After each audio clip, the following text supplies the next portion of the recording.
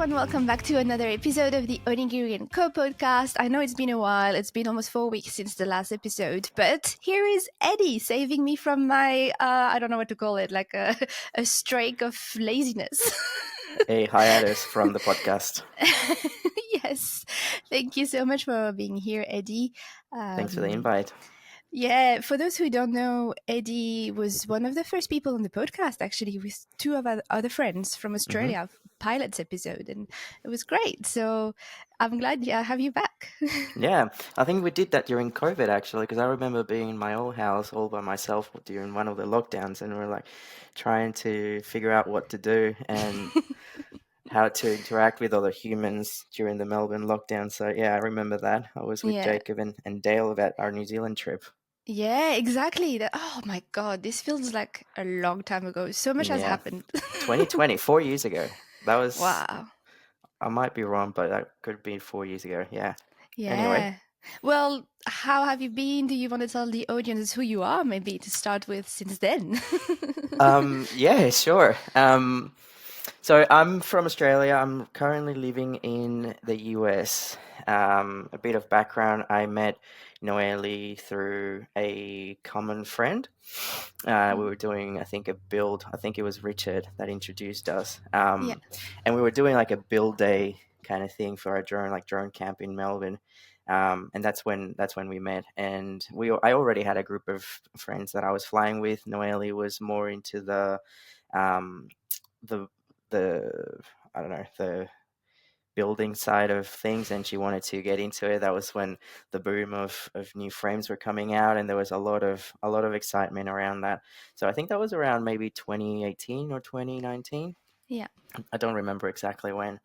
And then then COVID happened, and a lot of the flying just took a pause. But things were starting to pick up again, and I ended up moving to the States, which we might talk about it a little bit later in the podcast. But one of my favorite things about being here is FPV.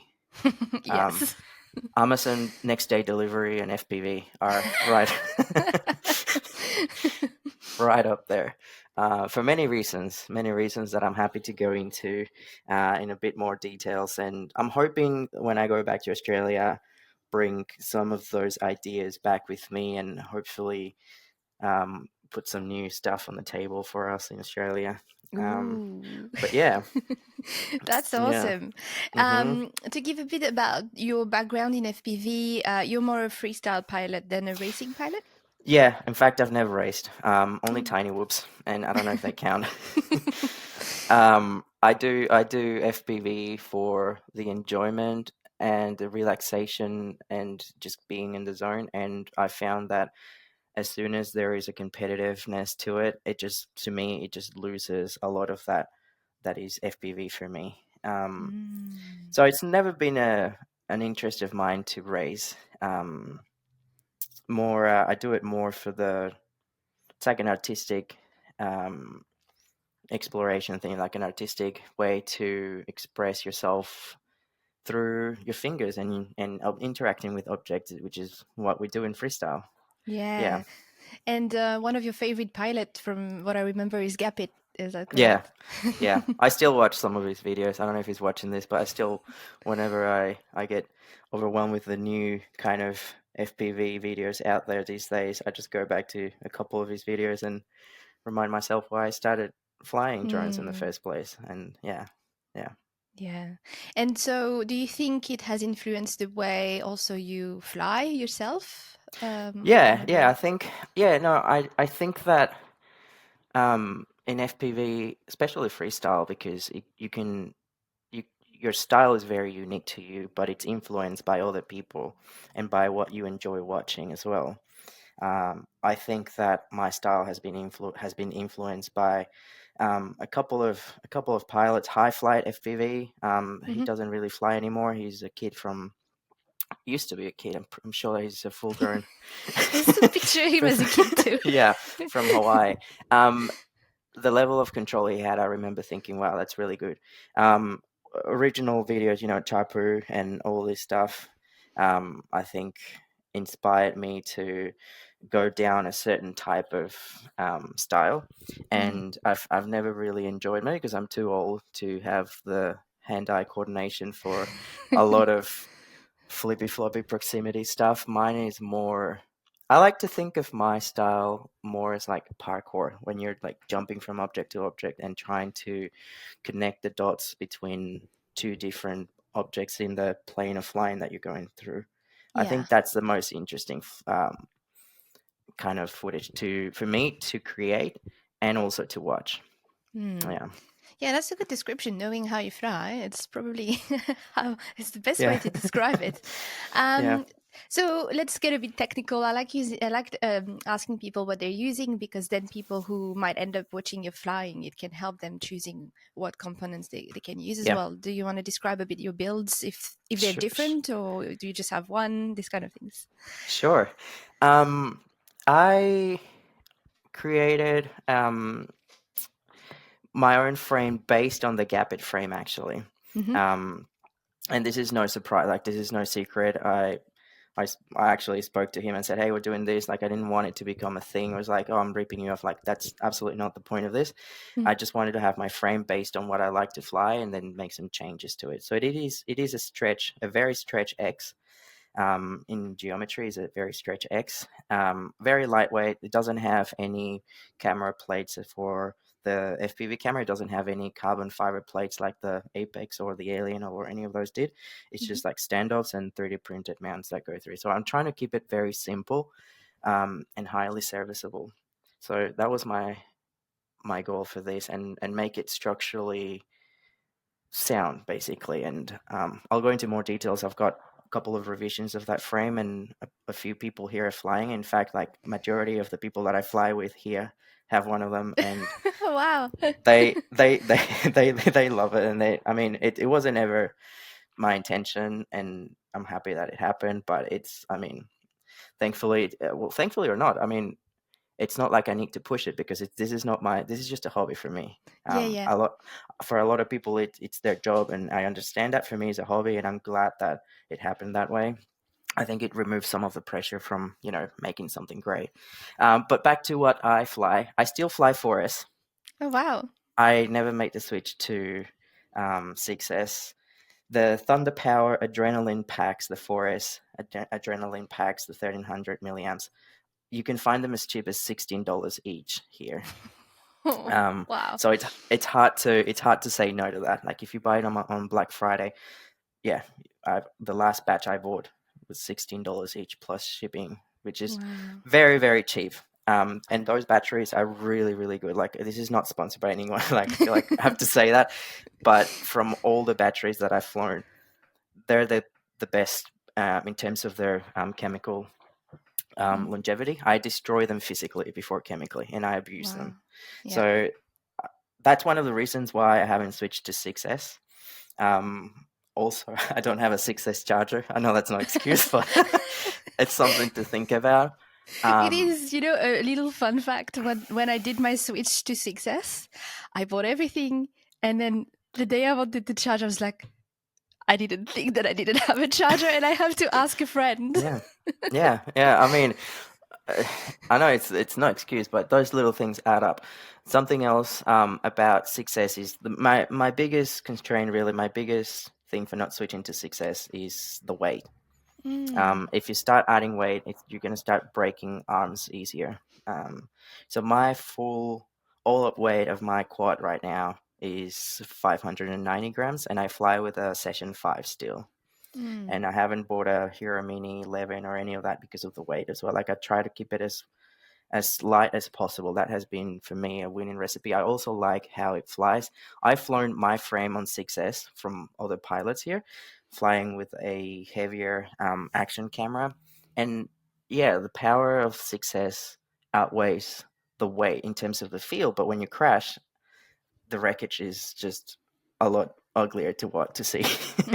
um, I just haven't had the need for it, and I still have a bunch of 4S motors that I fly, and I mean, I don't have my quad here with me. It's in the garage, but it's a Franken squad. Like it has three different motors, two 207s and one 2306 and one 2205. Started off as a 4-in-1 ESC. One of the ESCs in the 4-in-1 blew up, so I replaced I put a single ESC in the arm, and now I have a 5-in-1, what we call, That's and it's interesting. it flies really good. Like, it's the same quad that I brought with me from Australia almost 2.5 years ago, Wow. and we don't fly in grassy, soft patch of land here. It's all concrete and metal, and crashes have been gnarly. So I'm very happy. I broke an arm, in all fairness, but I did fall from a bridge. I was perching a bridge, and I fell like 500 meters, like half a kilometer. There's a video, but maybe we can link the footage, the DVR in the comment Yes. section, because I recorded DVR, and yeah, that was the only time that I broke an arm on that frame. I also don't fly very risky. Like, I take calculated risks, and I don't fly super fast as well. So that helps with the Super durability of. fast. It looks fast though, so maybe because you fly those straight lines and you It looks follow, fast. yeah, it looks fast. Like, I've watched you live and I was like, holy crap, this is fast, you know? So I think maybe to you compared to other people you think of when you think fast, it's less fast, but it's still fast in my opinion. I think it looks fast because I fly close to objects. I fly low to the ground, and I get right in there. Like, I try to get in the with the object that I'm trying to interact with, like, and I think that creates a illusion of going faster than you actually are. My camera angle is like 20. It's not very high. Oh, wow. But having a stretch X, you need less angle in the camera to fly at the same speed of a non-stretch quad. So yeah, so I've been flying that, and right now I'm on my second build. I'm building a second quad, so I extended the back due to popular demand, to fit HD video systems. So the original could not fit any of the Vistas or any of the digital systems out there. So I extended it a little bit with the help of one of my mates from Australia as well, Troy. He's the one that helped me design the frame, and has helped others in the group for us. So anyway, we went back and forth, came up with the design. There's a great company here that turnaround times is also great. They helped me a lot with all the hardware, all the press nuts, everything. Like, they fit everything. I'm really happy with them, and yeah, so I used them, got a prototype back, and one of my friends, Casey, he was one of the test pilots for the frame initially for this HD version. So he flies the HD0, which I started flying at the time the V2 VTX was not out. I didn't want to change my frame to fit a huge, like, I don't know if you remember the first, it looked like a cake. It was the freestyle VTX. The initial one was just too big. So I sold my system to him. He's super happy with it. And then a week later, the V2 was announced, which is the size of a Vista. And I'm like, well, okay, well, it doesn't matter. So we extended the back. You can fit now a HD system on it, and that's what these guys here fly. Most of them. I'm the only analog pilots. Oh, and I'm analog, by the way. Still, Yeah. Yeah. I I feel still you. fly analog. I still fly analog. I've tried them all. I've tried absolutely all of them. I think they all have a purpose. This is not the topic for this conversation. There's there's a lot already of that. But for me, I like the simplicity of analog. I'm used to the breakup. Makes me enjoy when I have good video. It reminds me analog reminds you you're alive, basically, and I appreciate when you have good video. Um, and the cost as well. It's super cheap. You can pick up a VTX for like $30, and Yeah. anyway, that's my setup. That's my setup. Nice. I Okay. still I still have the Tyrannus. That's also something. That's my oldest gear. I think I bought that in 2016, and it's almost 8 years old. Jeez, Wow. I Which still fly the Tyrannus is Tyrannus it?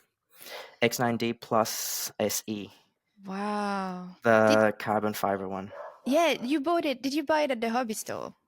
Yeah, Or did Yeah, yeah, okay. Then I was like, is that the one that I'm thinking of? Wow. yeah. That's Tyrannus can last forever. You know, sometimes I love my Tango too. Like, I love Mm-hmm. the fact that I'm not breaking it by just transporting it because I'm a Yeah. mess. Yeah. But there's one but, is that I miss the sticks of the same one as what you have, because I used to Yeah. have it, and I miss. Uh, I'm still playing with my rates, and sometimes depending on how I feel, depending on the season, I'm like, Yeah. I need to change my rates again. Jesus. But um yeah, so I wish I had not sold it and I had kept it just for a few years. I've had the Tango. It's the Tango 2, right? So Yeah. Mm-hmm. it's a few years old now, a bit more, Yeah. just to see how it would feel to go back on the old one, because I don't have the reference anymore. Yeah, so that's the big question for me. I have tried most of the radios out there. Um, I've held them in my hands, and the closest one in terms of how it feels, the weight, where it sits in your hands, stick travel. The closest one to the Tyrannus is the Boxer. Mm, So if you know anyone with a Boxer, just try it. You might like that one. yeah. Um, Casey used to fly. My friend, he what is real. That's his Instagram and YouTube name, and the FPV world. Hmm. He had a Tango 2 as well, and he was very limited in terms of the throw. And as soon as he switched to the Boxer, his tricks didn't improve dramatically, but it was easier for him. Hmm. So it's just about finding what's good for you and what your brain and your muscle memory automatically wants to do. So Yeah. find your right gear. I think it's good. Yeah, Tango 2 for me improved just the quality of transporting it, and because I was on Crossfire, it was just easier straight away, than having my module on my Tyrannus, and not forget an antenna when you're an hour and a half from home. That I Yeah, just like, it improved me because of my brain, but in yeah. terms of actual flying, sometimes I don't know, it doesn't click as much as it used to, and I've only realized this recently. But also my stick time has dropped drastically, so you need to come back because we need to fix we need to fix this. Well, that's the plan. Yeah. Um. So yeah, no. I've talking about coming back and all that. I've been here for what? We're in March, so Mhm. 2 years and 3 months, something like Wow. that. And I love the FPV community here. It's still it's growing. Like there's a lot of growth in FPV.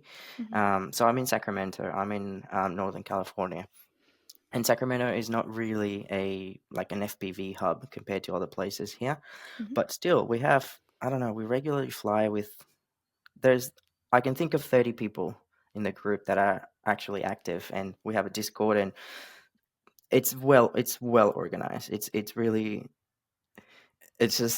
It just makes me think of, back home, no one can be bothered with anything, and it's like everything is met with indifference and irreverence in terms of just how we do things back home. And here, like, it made me push a little bit more and to actually organize things and do events.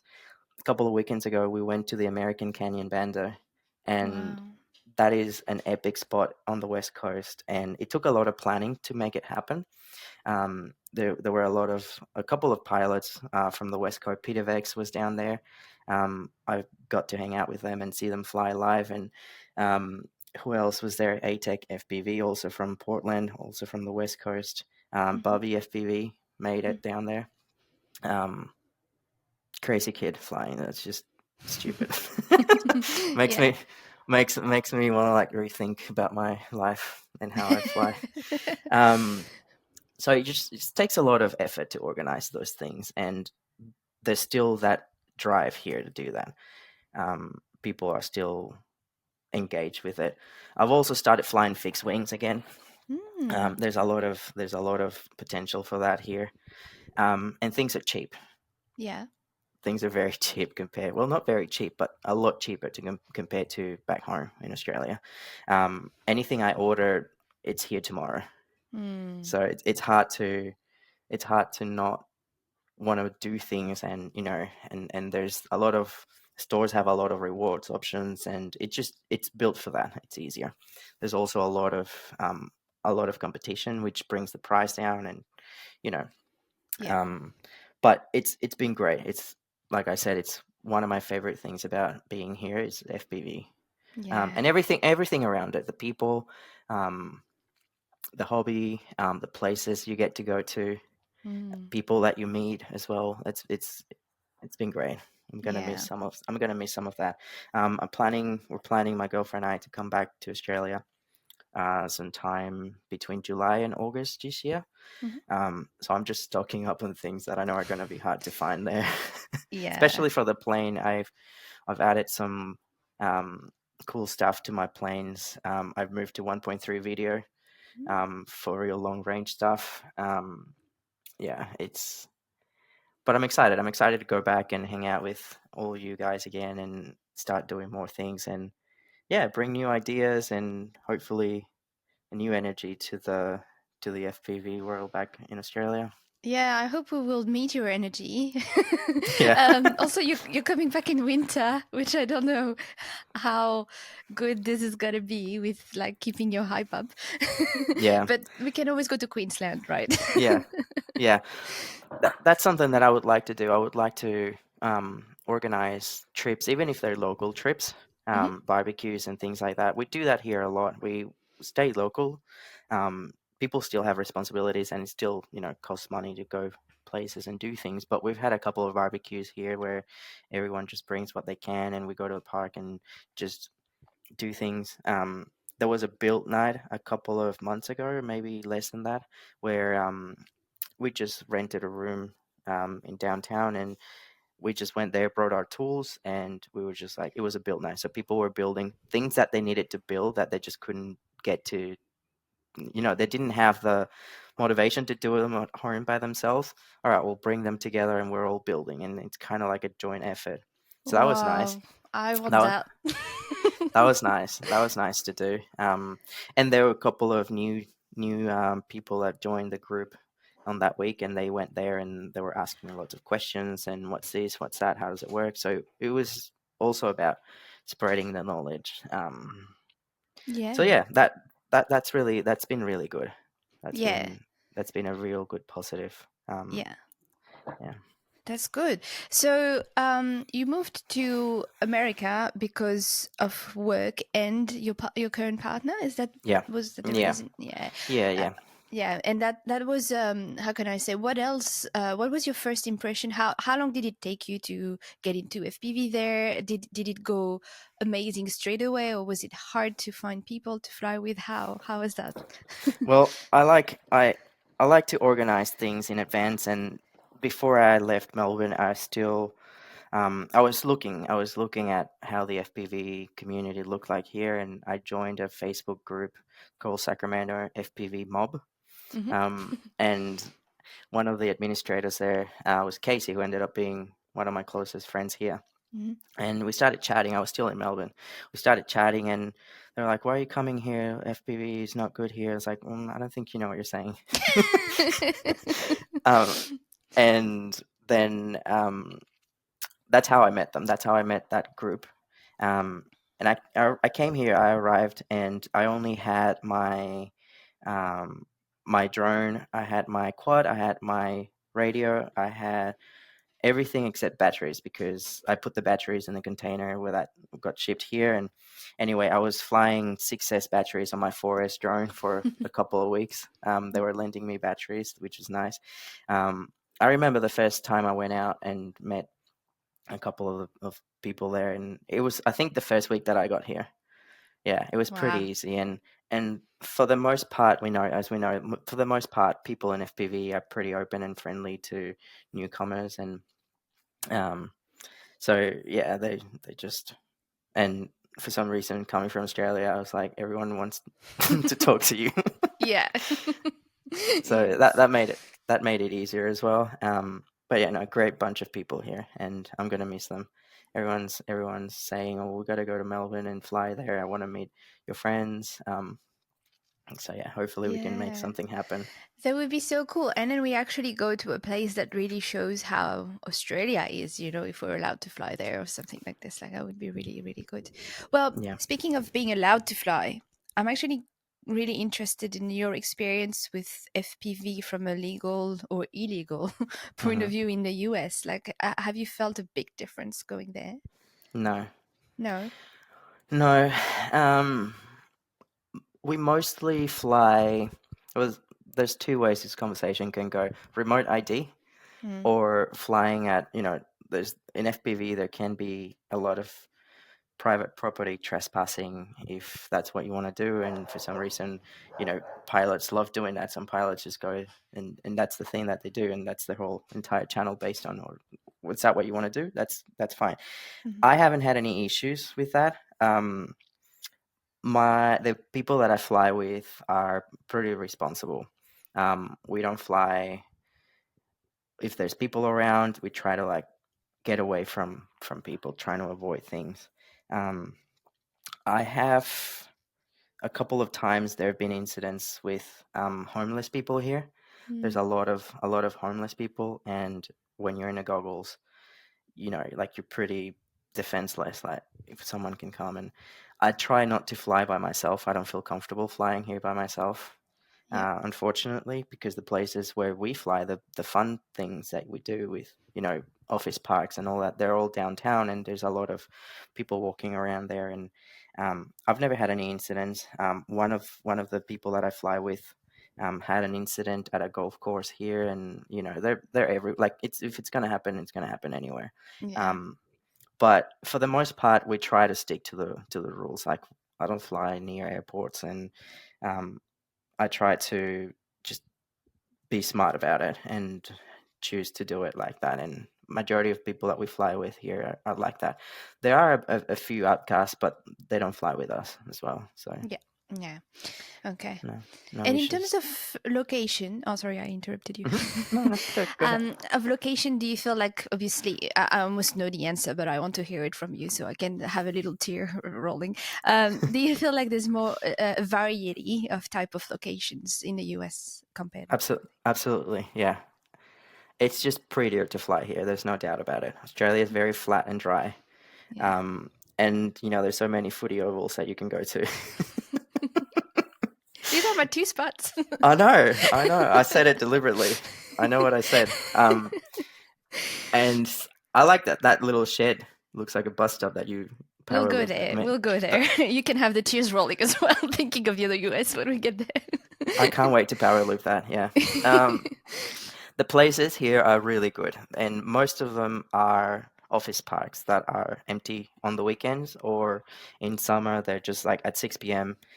no one's there, and because public transport is non-existent here, everyone drives, so they all have huge parking lots. Mm, Sorry.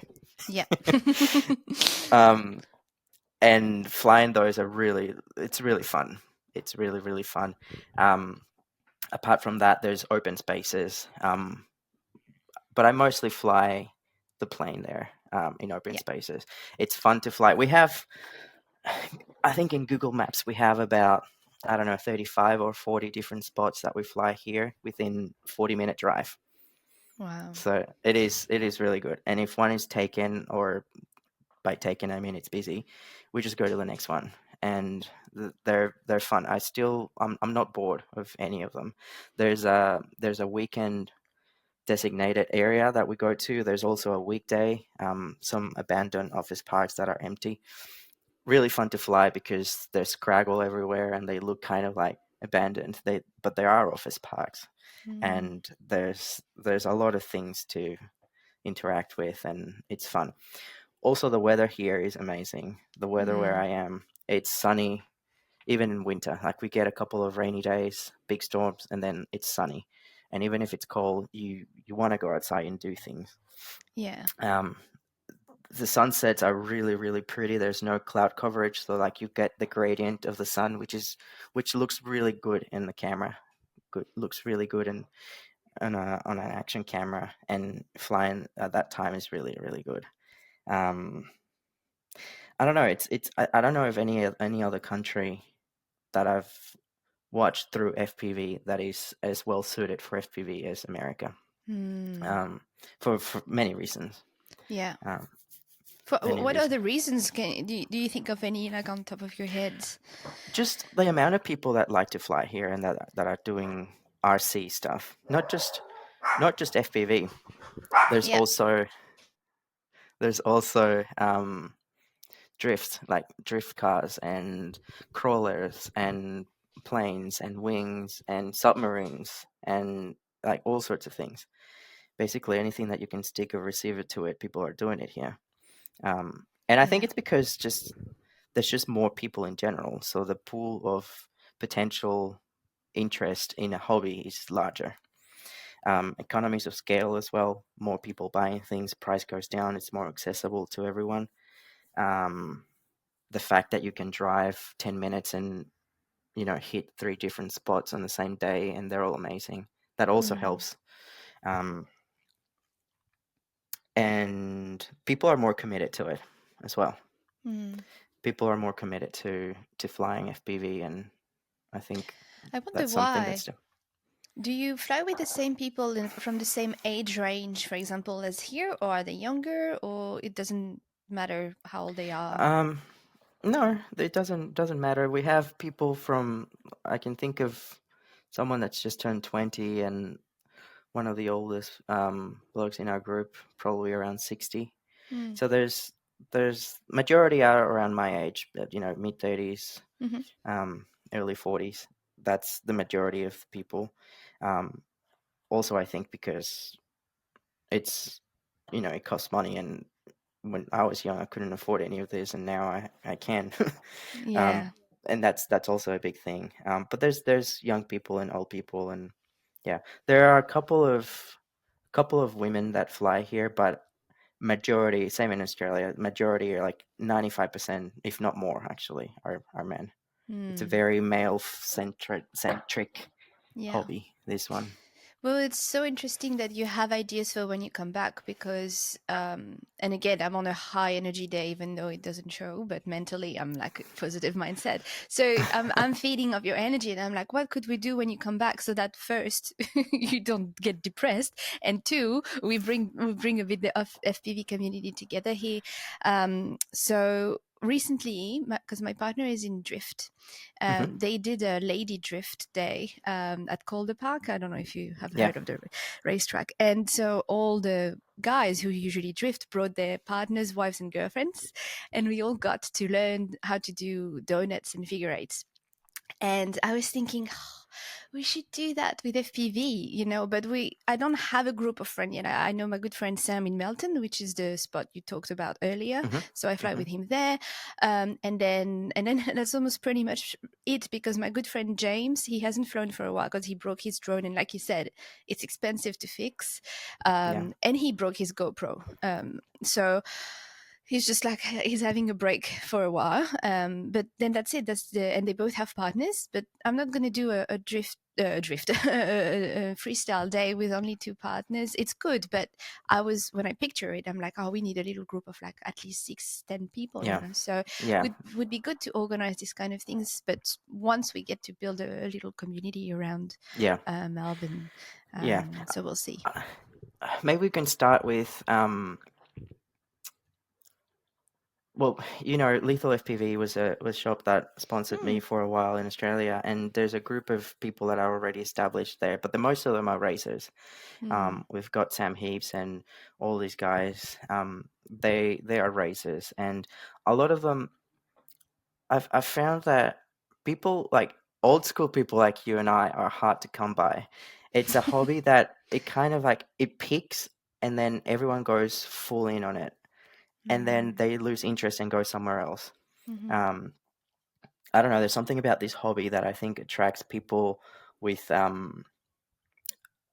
little bit of ADHD. I know a lot of people that have a hyper focus on drones for a while, and then they're gone. It's gone.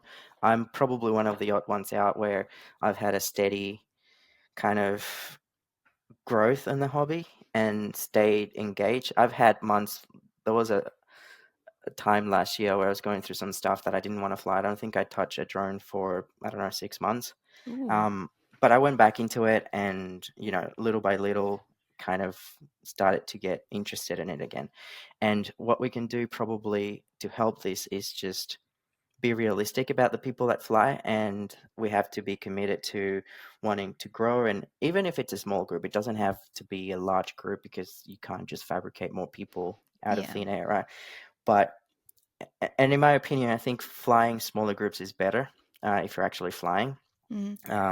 Helps with all sorts of things, and that's something that we can do. We can start with realistic small goals, and then see where people go from there. And yeah, I know from the group that I used to fly with, they don't fly anymore because I think I initiated a lot of those fly days, Hmm. and without me being there, it kind of just like they had other things, other hobbies that they do anyway. So it's Yeah. like, okay, well, so we'll see what happens when I go back. I intend to keep flying. I don't see myself not flying, at least in the foreseeable future. It's not something that I do for a job, so it doesn't burn me. Mm. I Yes. haven't I haven't been burned like others that start doing this for work. So for me, it's an escape, and I love that. Yeah. Um, I love the technical side of it. I love the social side of it, even though I'm not very social, depending who you ask.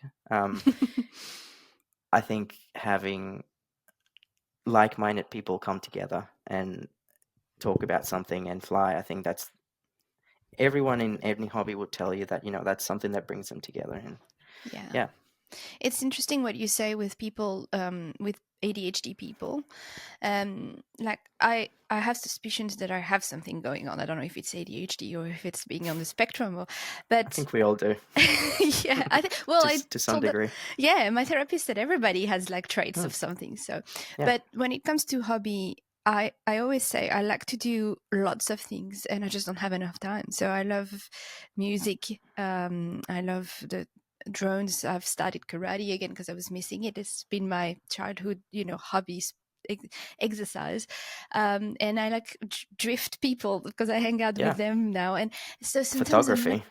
photography, yes, yes, all these kind of things. I like walking my dogs. It's not a hobby, but it takes time, doesn't it? So, and I don't always do this regularly. I have phases, and at the moment, FPV has become something that currently I do when I can, which obviously is not the right mantra to have if you want to keep up with your level. Also, sometimes because I don't fly exactly the way I used to, I'm like, oh, I go fly and I'm like, oh, you can't even do that now. It takes stick time, But It does. at the same time with karate, because I've been a bit more consistent, I'm able to do things that I used to do when I was 15, and I'm like, oh, so it's such a weird dynamic with hobbies when and we're adults, we have work, we have household tasks to do. It's so much to Yeah, do, but I'm thinking what works best for me is when I have someone who wants to fly and who's motivated. And my friend Sam, who's my main flying buddy and friend,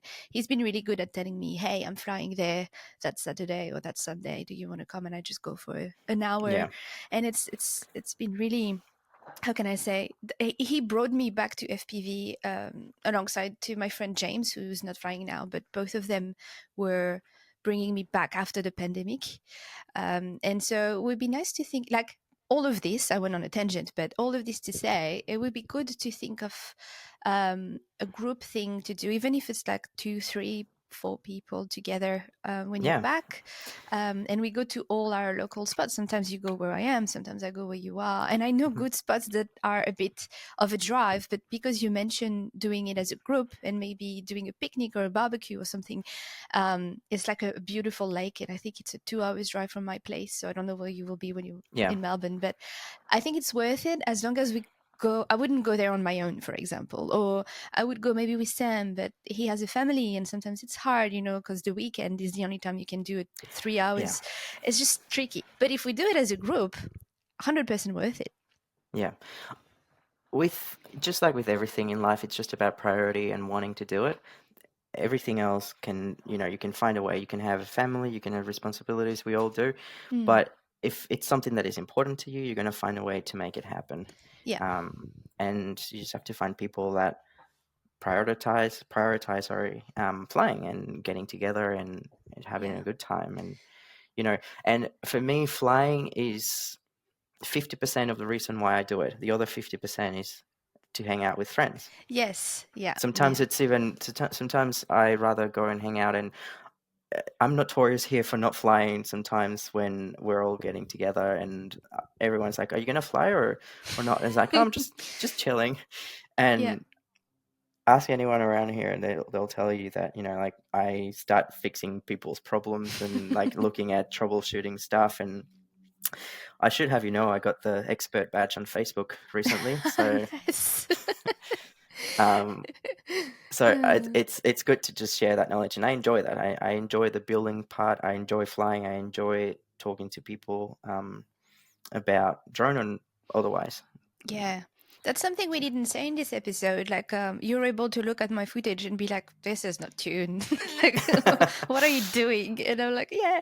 And I have my little build here that hopefully, well, it will be finished. It's almost finished. I have to finish. It's the long weekend here, so I'll finish it and probably go for a fly. We have a good weather, a bit windy because Melbourne. Yeah, But I'm thinking I'm gonna tweak it. It's with Kiss FC, so I have presets now as well right. because it's Kiss Ultra. I So have I have one. I have one in my garage. I bought it out of it was an impulsive purchase. That flight controller like flew off the shelf here when it hit, and I was like, I need to have one just in case, and if not, I'll just sell it. Like not most, 50-50. Fly better fly it, and the other 50 fly Kiss here. But mm, more people are going to Kiss with this Ultra V2 one. yes. I've flown it. I've flown it. It's really good. Mm. But I'm so committed to better flight, and I know how to. And that's the thing. We can go into if you want take the direction here, but it's I like how both can flight great. Both are great flight firmwares, and they do what they're supposed to do. Mhm. Kiss has a certain feel that some people like. Better Flight has a more elastic. I like to call it like an elastic rubber band that you kind of like start fast and you can finish slow. Mhm. Kiss is more like robotic in my eyes. It always has been. Yeah. And for my style, I prefer how Better Flight feels. But yeah, why do we start talking about this? Because I directed the conversation saying my new build is Yeah. Kiss. And I was saying you're really good at also all the technical stuff. Obviously, we said you have your frame, but you're really good at tuning and fixing. And Yeah, yeah. I went down that rabbit hole a long time ago, and no, I know enough to know the basics of how PID controller works. Not just on drones, on everything really. There's a lot of stuff in everyday life that we use that use a PID controller. Um, and yeah, I enjoy that. I'm an engineer by trade, and that's just how my brain works, and I like solving those technical problems. And um, yeah, my friends they just make fun of me for all sorts of tuning related stuff. I wasn't making fun of you, by the way. I'm actually very. I only know two people that I can talk tuning with. It's you and Blackbird Hmm. FPV from Switzerland. Wow, I'm honored that you're putting me up there with Blackbird. Well, yeah, I just don't know how much he shared with me, but because I don't have that much knowledge. I know what P, I, and D do, and I know what happens when there's too much of it or not enough. But Uh that's huh. it. That's my very basic entry level knowledge that I pretty much didn't have to practice with because I've been on Kiss forever and I've had Steel's template to follow Yeah, for a long time. So, and then I had Snake FPV template because I yeah, changed my build. So it was so easy for me to just be like, what works for you? Okay, cool. Um, but yeah, so every time I've talked with you or with Damien, it's just, yeah, I like it. I like, listening and learning. I don't like doing my own research. I don't know if it's because I'm lazy, it's probably that, but when a friend explains things to me that they're passionate about, suddenly I'm like, yeah, I yeah, can listen to that. yeah. I mean, we all learn differently. We're all intrigued by different things, and how we get to them. It doesn't matter. It's different for everybody.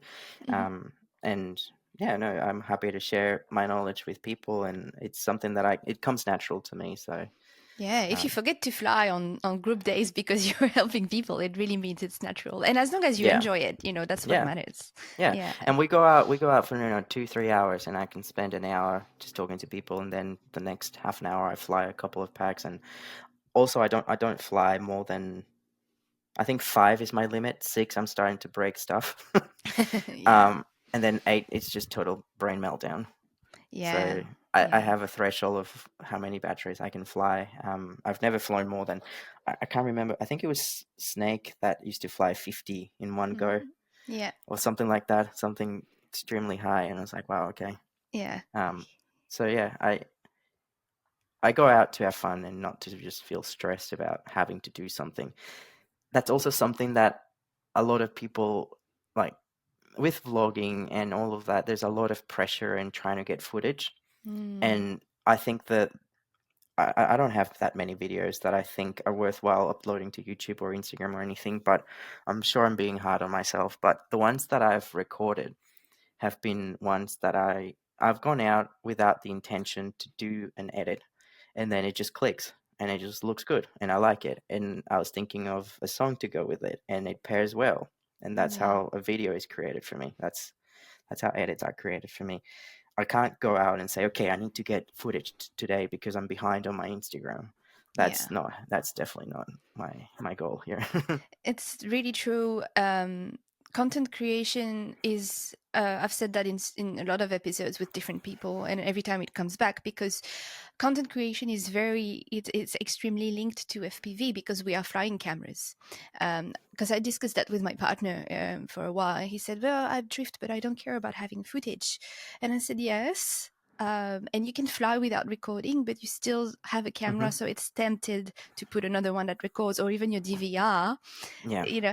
And so I think that's why it's linked, and it's important to separate things sometimes and be like, I have a GoPro, it's because I like HD. If you don't fly HD, obviously now it's even more tempting to record every time with HD and digital and stuff. yeah, But also, I think it depends. Some people can record. I've seen people recording and having the intent of making a video, and they still do beautiful flying, and but I know that other people, yeah, it puts stress on them. I was part of this, but I put stress on me for anything, like to do the dishes. I'm like, I have to do it now, like, yeah, yeah, so it just yeah. doesn't work. Even with the podcast, I jokingly started this episode saying, "Oh, it's been a while, ha ha ha," but I'm not ha ha ha at all. I'm like, oh, it's been 4 weeks and I'm annoyed. Yeah. So, yeah, I understand. And, but it's good. Like, I think you were being hard on your flying. Like, you do good flying all the time, in my opinion. Thank you. Thanks. That's nice to hear. And yeah, back to putting pressure on what you do. I think ask any content creator, any subject on YouTube that you go on, and they will say that there's a lot of pressure to put a video, and then the YouTube algorithm will punish them, or I don't know if they don't continue with their usual routine and all of that. And I think that's just destroying a lot of mental health in the society right now. Yeah, Um, so a so lot of true. people are suffering a lot because of that added pressure of everything life is on top of that. Yeah. So, and the moment that becomes something hard to do, I think it's just not worth doing anymore. Exactly. I had this conversation again with my partner. We had a like 1 hour drive, like we always do in Australia, Yeah, recently, just to yeah, visit friends, an hour and a half. yeah, mm, And I was saying, "Ah, you know what? I just want to leave everything. I don't want to be online anymore." And he said, "Why?" I said, "Because it's not enjoyable sometimes, and I feel like and I don't even do as much as I used to." But all of this to say that we had this conversation, that I came to a conclusion that social media nowadays, they don't help creators. How can I say, people who don't want to make this a job and are just creators and have an idea every 2 months, because that's how ideas work and inspiration hmm, work.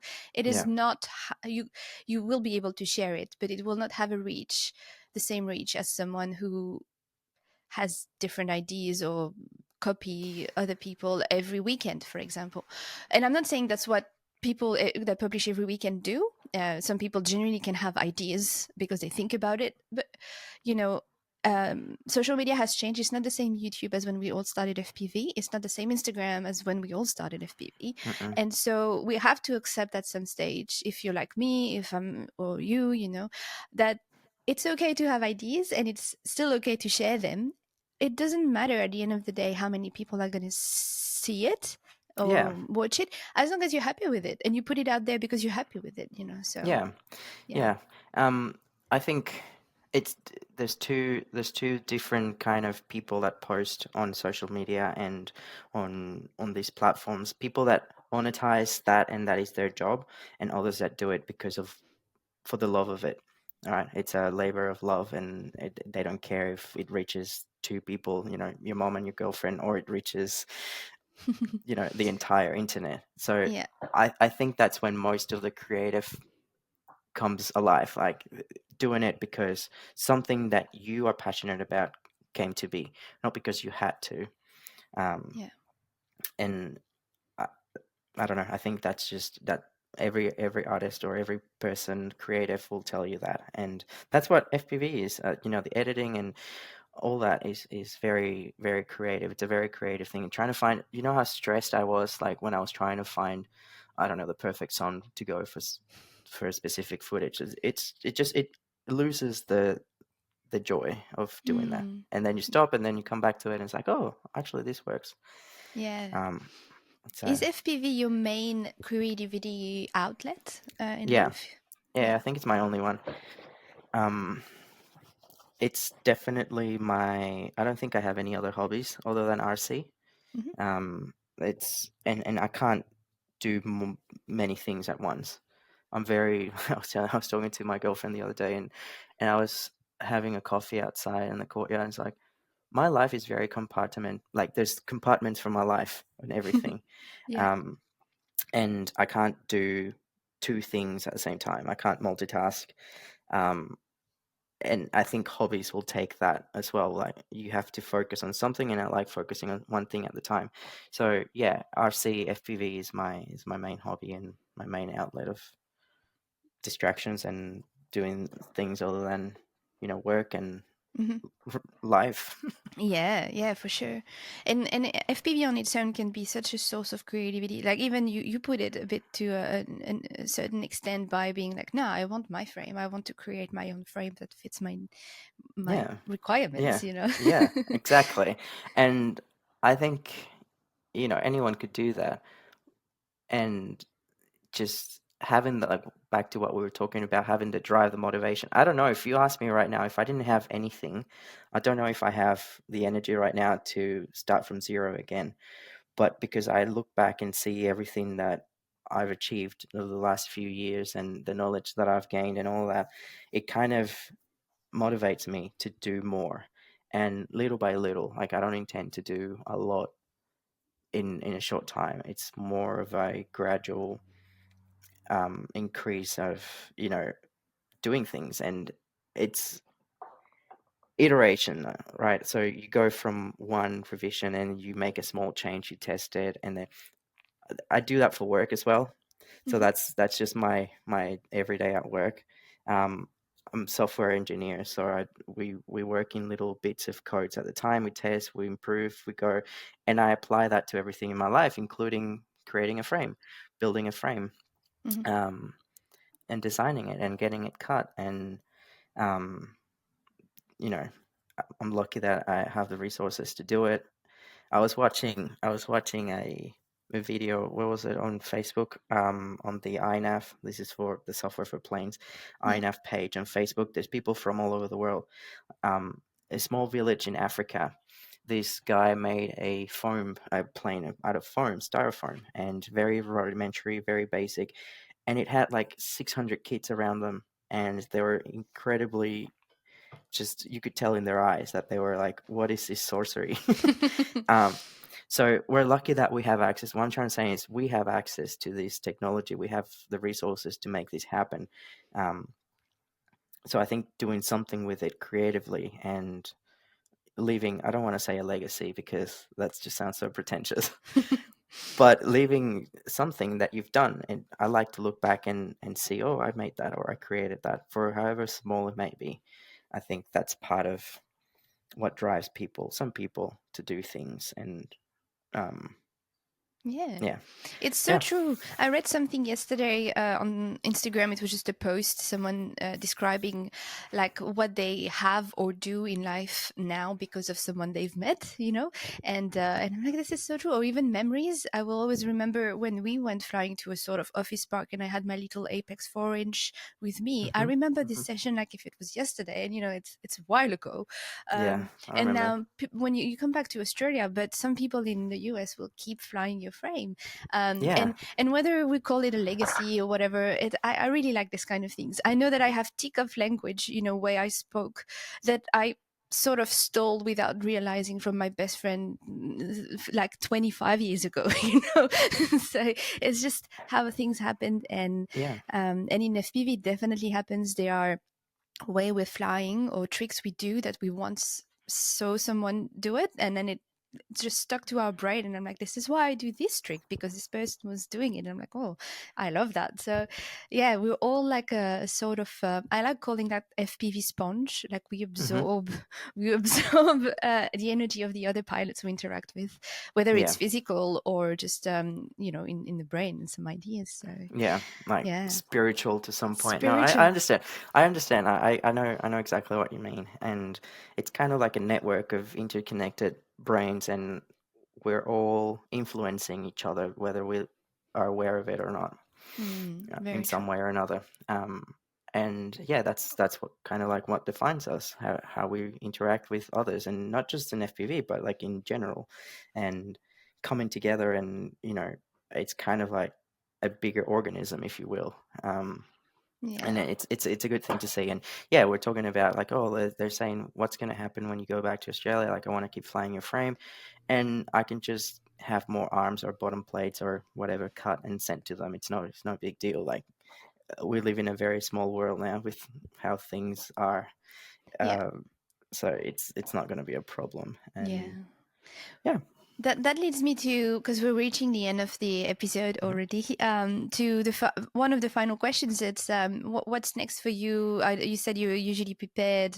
So how do you see your comeback to Australia, especially regarding the hobby, but also obviously personal life and keeping touch with people from America? Yeah. I don't know. I haven't figured that out yet. Okay.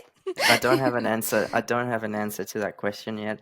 Um, I think that I'm going to just continue doing what I'm doing. I Mhm. mean, my interest in FPV is not going to change because I go back to Australia. I would just have to adapt and understand that, we're not going to have amazing bandos and office parks. We're just going to have wet puddles of grass and some footy ovals, but it's still there's still interest in that for me. And like I said, like 50% is the flying, 50% is the people. Mhm. So we're just going to have to make it work. And personal, I don't know where I want to live in Melbourne still. We're going back to Melbourne.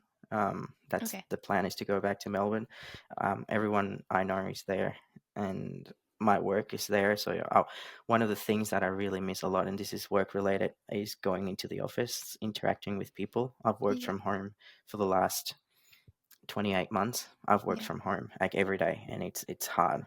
Yeah. It's hard. I want to have that interaction with people again. May it be FPV, which I have here, but it's just different, like back to what I was saying earlier, it's just different buckets of my life. And Mhm. I miss that for work. Yeah. And I miss my friends, and I've made some really good friends here, but I'm looking forward to going back and seeing all faces. Yeah, that's good, and there's a good thing in every situation. And a long time ago, my friend said, "Yeah, some doors close on you, but that just means that others will open." It's always how life works. So hopefully, Yeah. you have another rediscovery of things when you come back here. You'll see it with a new perspective, which is the beauty of travel as well. Yeah, yeah, yeah. I'm very grateful that I got the chance to travel and come here and experience a different side of the world. And we've traveled a lot here. That's also something that I'm going to miss. I love traveling, and it's easy to travel from here. Like, flights to London are like $400, and you get there in 9 hours. So Mm, access to Europe is very easy from here. And also traveling within the states is really good. There's a lot of nature. There's a lot of places. It's a world of its own. And yeah, I don't think I barely scratched the surface, if anything. yeah. Um, so that's something else that I'm going to miss as well. The ability to travel so easily, like in Australia, everything's so far away. Yeah, and the problem as well is recently, so because I started this new job, I mean, new job, it was in 2020, but because of the pandemic, I couldn't go really regional. So it's only been 2 years where I can work regional, and I can Yeah. see a little bit of Australia. And sometimes, well, I flew some spots, and I was like, oh, it would be good to come back with people. So it's great. And the downside is sometimes you travel for fun. Like I went to a regional park with a friend, but the problem is because it's national park as well, you're not allowed to fly there. And Yeah. you like this the sceneries I've seen, I was like, I just want to fly, let You want me to fly. fly there? Yes. So I don't Could know, could you we'll get a see. permit? I wonder.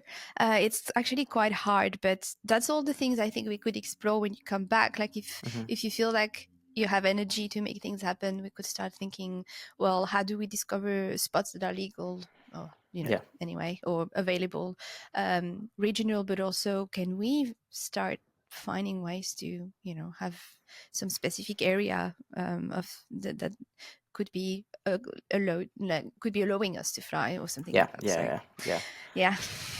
Okay. Yeah, well, thanks for coming today. Thanks for the invite.